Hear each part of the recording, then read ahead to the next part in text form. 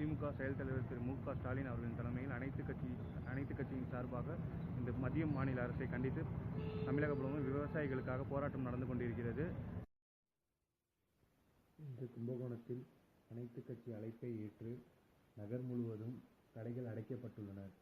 விவசாயிகளுக்கு ஆதரவாக ஆட்டோ ஓட்டுநர் சங்கம், வணிகர் சங்கம், உழவர் சந்தை என அனைவரும் முழு கடையடைப்பு நடத்தி கொண்டிருக்கின்றனர். இன்று நாள் முழுவதும் கும்பகோணத்தில் அனைத்து கடைகளும் மூடப்படும் என தெரிவிக்கப்பட்டுள்ளன. திமுக சார்பில் காலை புதிய பேருந்து நிலையத்தில் எம்.எல்.ஏ. அன்பழகன் அவர்களின் தலைமையில் மறியலில் ஈடுபட்டு திமுகவினர் கைது செய்யப்பட்டுள்ளனர்.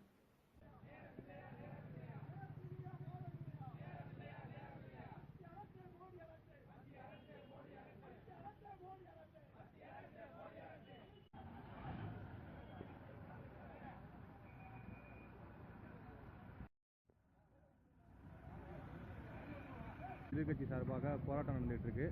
அதை பற்றி இங்கே நம்ம அண்ணன் ஒருத்தத்தை கேட்குறோம்.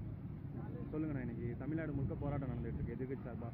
எதுக்குன்னா விவசாயிக்கு வந்து கடன் தள்ளுபடி அதெல்லாம் பண்ணணும்னு நீங்கள் என்ன நினைக்கிறீங்க? இந்த போராட்டம் வந்து நல்லதா கேட்டது? நல்லது தான். விவசாயிங்க பாதிக்கக்கூடாது, என்ன செய்யணுமோ அது நல்லது. இந்த போராட்டத்தால் தீர்வு காணும்னு நினைக்கிறீங்களா? தீர்வு காணால் நல்லதுன்னு நினைக்கிறேன். சரி.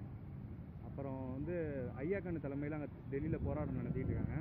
அதை வந்து பிரதமர் இன்னும் கண்டுக்கலை அப்படின்னு ஒரு குற்றச்சாட்டு இருக்குது. அதனால தான் இன்னைக்கு போராட்டம் நடக்குதுங்க. தமிழக அரசும் இதை வந்து கண்டுக்க மாட்டேங்கிறாங்கன்னு ஒரு குற்றச்சாட்டு வருது. அதை பற்றி நீங்கள் என்ன நினைக்கிறீங்க? தமிழக அரசு என்ன பண்ணணும் இந்த விஷயத்துக்கு? விவசாயிகளுக்கு ஆதரவாக ஏதாவது ஏற்பாடு பண்ணணும். ரொம்ப நன்றி.